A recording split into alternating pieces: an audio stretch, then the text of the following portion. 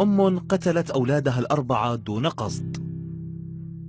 أرادت الزوجة أن ينام أطفالها الأربعة بهدوء وتنام هي، فقد كان 2 منهما مصابين بالكحة أي السعال، ولأن الأطفال لا يستسيغون طعم الدواء ويرفضون تناوله إلا بالإجبار، فخطر في بالها أن تعطيهم دواء الكحة أي السعال مع الحليب، فجلبت قنينة دواء السعال ووضعت منه قليلا مع الحليب، وأعطت كل واحد من أولادها الأربعة 2 المصابين بالسعال وال2 السليمان كوب حليب مع الدواء فشربوه.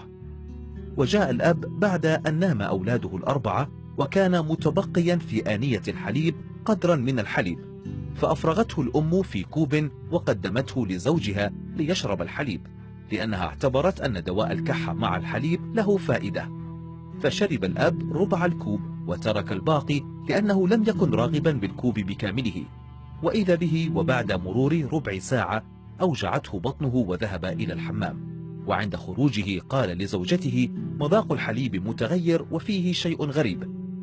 فقالت له الأم أنها خلطت معه دواء السعال، وسأل زوجته حالا: هل شربوا الأطفال من الحليب؟ فأجابت: نعم، وذهب مسرعا إلى أطفاله الأربعة وحاول إيقاظهم واستنجد بالإسعاف، ولكن كانت نومتهم هي الأخيرة ليس بعد استيقاظ، رحمهم الله جميعا.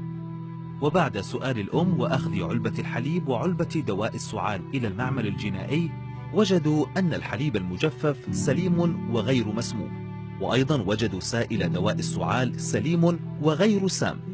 وبعد متابعة الفحص الجنائي والتحقيقات والاستعانة بخبير صيدلاني بحسب نصيحة قسم الطبيب الشرعي للمعمل الجنائي، اتضح أنه لو أضيف دواء السعال إلى الحليب يتحول الحليب إلى سم قاتل. من تلك الحادثة إلى الآن والأم بحالة نفسية يرثى لها، قتلت أطفالها الأربعة بيدها. واحذروا أنتم يا أصدقائي من إضافة أي دواء إلى أي مشروب، فربما يتحول إلى سم فتاك وقاتل تفقدون به فلذات قلوبكم. الرجاء نشر هذا الفيديو لكل من عنده أطفال، انشرها لتصل الفائدة لغيرك. أدوية السعال قاتلة بعد شرب الحليب أو قبله أو شربه مع الحليب. إذا أعجبك هذا الفيديو ووجدت به فائدة، لا تحرم غيرك من المعلومة، وإن لم تكن قد اشتركت في القناة بعد، اشترك الآن لكي يصلك كل جديد، ولا تنسى أن تضغط على جرس الإشعارات.